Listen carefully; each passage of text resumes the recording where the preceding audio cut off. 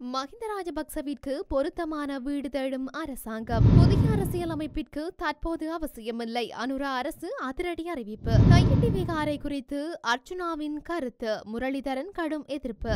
JVP தலைமையகத்தில் இடம்பெற்ற முக்கிய சந்திப்பு. பிரதமர் வெளியிட்டுள்ள முக்கிய அறிவிப்பு. இலங்கை குறித்து கவனம் செலுத்தும் ஐக்கிய நாடுகள். இலங்கை மக்களுக்கு விடுக்கப்பட்டுள்ள எச்சரிக்கை.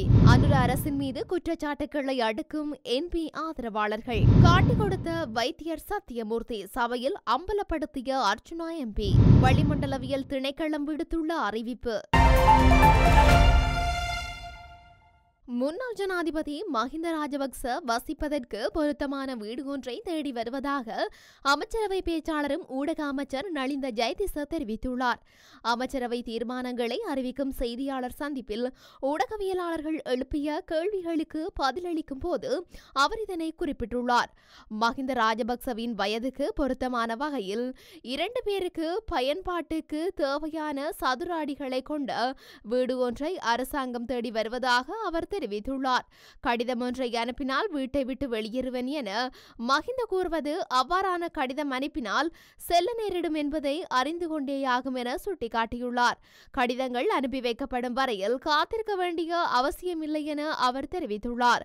நாங்கள் கடிதங்களை அனுப்பி வைக்க வேண்டியதில்லை எனவும் மக்கள் கடிதங்களை அனுப்பி வைக்க முடியும் எனவும் நலிந்த ஜெயதிச தெரிவித்துள்ளார். புதிய அரசியலமைப்பை அவசரமாக கொண்டு வர வேண்டிய தேவை தற்போது கிடையாது என்று அரசாங்கம் தெரிவித்துள்ளது.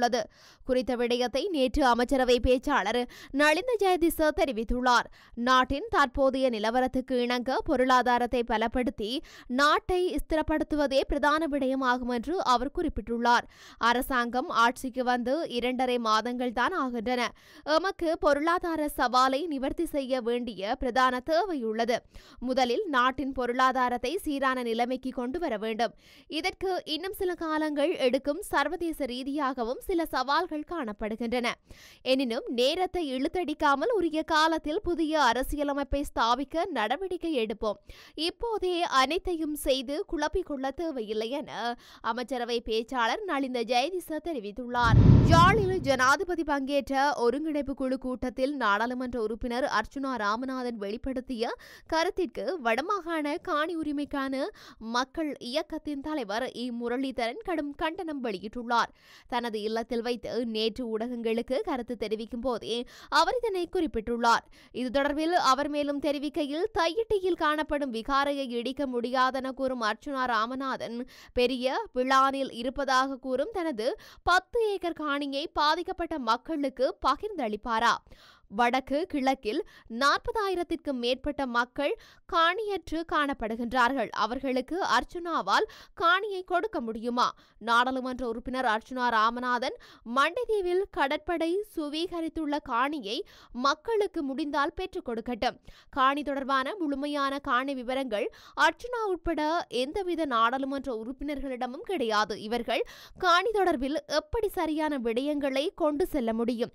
வடமராட்சி கிழக்கில் கோரியலடியில் இருந்து சுண்டிக்குளம் வரை மக்களின் காணிகள் தேசிய பூங்காவாக பிரகடனப்படுத்தப்பட்டுள்ளது.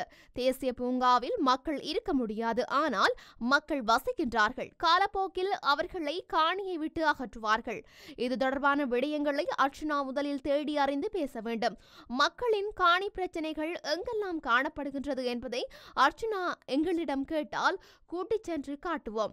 மக்களின் காணி என்று தெரிந்தும் அதை அபகரித்து விகாரைகளை கட்டினார்கள், முகாம்களை அமைத்தார்கள். மக்களின் காணியை அபகரித்து என்ன கட்டினாலும் அதை இடிக்கத்தான் வேண்டும். அதை தவறென கூறும் அர்ச்சுனா முதலில் காணி தொடர்பான முழுமையான ஆவணங்களை தேடி அறிந்து பேச வேண்டும் என தெரிவிக்கப்பட்டுள்ளது.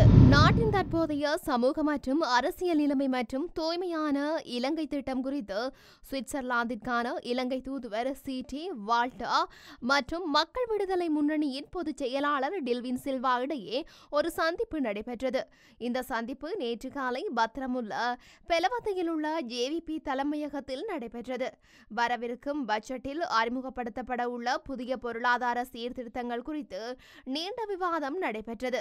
தேசிய நல்லிணக்கம், மனித உரிமைகளை பாதுகாத்தல் மற்றும் சட்டத்தின் ஆட்சியை நிறுவுதல் குறித்து விவாதங்கள் கவனம் செலுத்தின.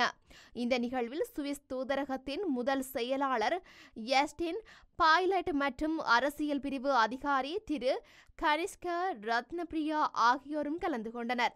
ஜேவிபியின் சர்வதேச பிரிவின் குழு உறுப்பினராக வழக்கறிஞர் மது கல்பனா கட்சியின் சார்பாக கலந்து கொண்டார். சகல பிரதேச சபை ஊடாக ஜனாதிபதி நிதியத்தின் நிவாரணத்திற்கு விண்ணப்பிப்பதற்கும் விண்ணப்பதாரிகளுக்கு நிவாரண நிதியத்தை வழங்குவதற்கும் தீர்மானிக்கப்பட்டுள்ளதாக பிரதமர் கலாநிதி ஹரணி அமரசூரிய தெரிவித்துள்ளார். நாடாளுமன்றத்தில் நேற்று நடைபெற்ற அமர்வில் பிரதமருடனான கேள்வி நேரத்தின் போதும் ஆளும் தரப்பின் உறுப்பினர் டி.கே. ஜெயசுந்தர முன்வைத்த கேள்விகளுக்கு பதிலளிக்கையிலேயே பிரதமர் மேற்கொண்டவாறு கூறியுள்ளார். அவர் மேலும் பதிலளித்ததாவது, ஜனாதிபதி நிதியத்தின் சேவையை விரிவுபடுத்த நடவடிக்கை எடுத்துள்ளோம். இதற்கமைய சகல பிரதேச சபைகளூடாக நிதியத்தின் ஒத்துழைப்பை பெற்றுக்கொள்வதற்கு நிகழ்நிலை முறைமை ஊடாக விண்ணப்பம் செய்வதற்கும் பிரதேச சபைகளூடாக நிவாரண நிதியை வழங்குவதற்கும் நடவடிக்கை எடுக்க தீர்மானிக்கப்பட்டுள்ளது. இதற்கு புதிய கணனி கட்டமைப்பு உருவாக்கப்பட்டு அரச உத்தியோகத்தர்களுக்கு பயிற்சி வழங்கப்படும். 1978 ஆண்டு 7ஆம் இலக்க சட்டத்தின் பிரகாரம் நிதியத்தின் தலைவராக ஜனாதிபதியும் நிர்வாக சபையின் உறுப்பினர்களும் உள்ளடங்குகின்றனர். குறைந்த வருமானம் பெறும் குடும்பங்களின் நலனை கருத்தில் கொண்டே ஜனாதிபதி நிதியம் உருவாக்கப்பட்டது. இதனை நாட்டு மக்கள் நன்கு அறிவார்கள். ஜனாதிபதி நிதியத்திலிருந்து முறையற்ற வகையில் நிதி பெற்றுக் கொண்டவர்கள் நாட்டுக்கு சேவையாற்றியவர்கள் என்ற அடிப்படையில் நிதி பெற்றுக் கொள்ளவில்லை. ஆகவே இவ்விடயம் குறித்து முறையான விசாரணைகள் மேற்கொள்ளப்பட்டுள்ளன என கூறியுள்ளார். இலங்கையின் தற்போதைய மற்றும் எதிர்கொள்ளப்படும் சவால்களுக்கான தீர்வுகள் குறித்து ஐக்கிய நாடுகள் சபையும் இலங்கையும் விவாதித்துள்ளன. இது தொடர்பில் இலங்கைக்கான ஐக்கிய நாடுகள் சபையின் வதிவிட ஒருங்கிணைப்பாளர் மார்க் ஆண்ட்ரே பிரான்ஸ் பிரதமர் ஹரணி அமரசூரியவை அலரி மாளிகையில் சந்தித்து கலந்துரையாடியுள்ளார். சுகாதாரம், கல்வி, விவசாயம், காலநிலை மாற்றம், அமைதி கட்டமைத்தல் மற்றும் பாலின சமத்துவம் உள்ளிட்ட 9 முக்கிய துறைகளிலும் இதன்போது கருத்தாடல்கள் இடம்பெற்றுள்ளன. ஜனநாயக நிர்வாகத்தை வலுப்படுத்துவதில் அரசியலில் வேட்பாளர்களாக மட்டுமல்லாமல் செயலில் வாக்காளர்களாகவும் பெண்களின் அதிக பிரதிநிதித்துவத்தின் அவசியத்தை இரண்டு தரப்பினரும் இதன்போது ஏற்றுக்கொண்டனர். அரசு நிறுவனங்களின் சின்னங்களை பயன்படுத்தி போலியான வேலை வெற்றிட தகவல்களை சமூக ஊடகங்களில் பரப்பி தனிப்பட்ட தரவுகளை திருடும் மோசடி குறித்து தகவல்கள் வெளியாகியுள்ளன. கடந்த சில நாட்களில் இதுபோன்ற பல சம்பவங்கள் பதிவாகியுள்ளதாக இலங்கை கணனி அவசர நடவடிக்கை பிரிவின் சிரேஷ்ட தகவல் பாதுகாப்பு பொறியியலாளர் சாருக தமுனுபொல குறிப்பிட்டுள்ளார்.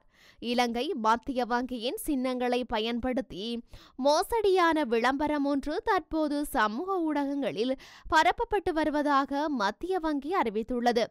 விளம்பரங்களை வேலைவாய்ப்புகளை வழங்குவதாக கூறி வெளியிடப்பட்டதாகவும் அது ஒரு போலியான விளம்பரம் எனவும் இலங்கை மத்திய வங்கி சுட்டிக்காட்டியுள்ளது. மேலும் சமீபத்திய நாட்களில் ஸ்ரீலங்கன் ஏர்லைன்ஸ் சின்னங்களை பயன்படுத்தி இதேபோன்ற வேலை வெற்றிட விளம்பரங்கள் வெளியிடப்பட்டுள்ளதாகவும் தெரிவிக்கப்படுகின்றது.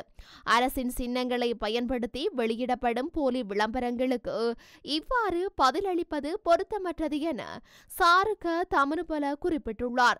போலி வலைத்தளங்கள் பெரும்பாலும் உங்கள் தேசிய அடையாள அட்டையின் நகல்கள், கடவுச்சீட்டின் நகல்கள் மற்றும் பிறப்புச் சான்றிதழ்கள் போன்ற தனிப்பட்ட தகவல்களை திருடுவதாக முறைப்பாடு செய்யப்பட்டுள்ளது.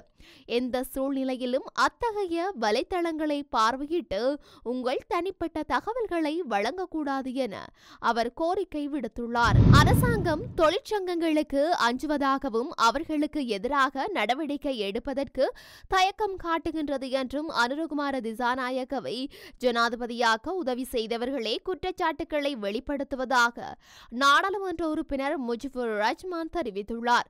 சுங்கத்திலிருந்து சர்ச்சைக்குரிய 323 கொள்கலன்கள் வெளியில் விடுவிக்கப்பட்டுள்ளமை தொடர்பில் நேற்று நாடாளுமன்றில் கருத்து தெரிவிக்கும் போதே அவர் இதனை கூறியுள்ளார். மேலும் கருத்து தெரிவித்த அவர் 323 கொள்கலன்கள் வெளியில் விடுவிக்கப்பட்டுள்ளமை தொடர்பில் எங்களை குற்றம் சாட்டாமல் இதனை வெளிப்படுத்திய சுங்க தொழிற்சங்க தலைவர் உள்ளிட்ட அதிகாரிகளிடம் விசாரணை மேற்கொள்ள வேண்டும். சுங்க தொழிற்சங்க கூட்டணி ஜனாதிபதிக்கு கடிதம் ஒன்றை அனுப்பியிருக்கின்றது.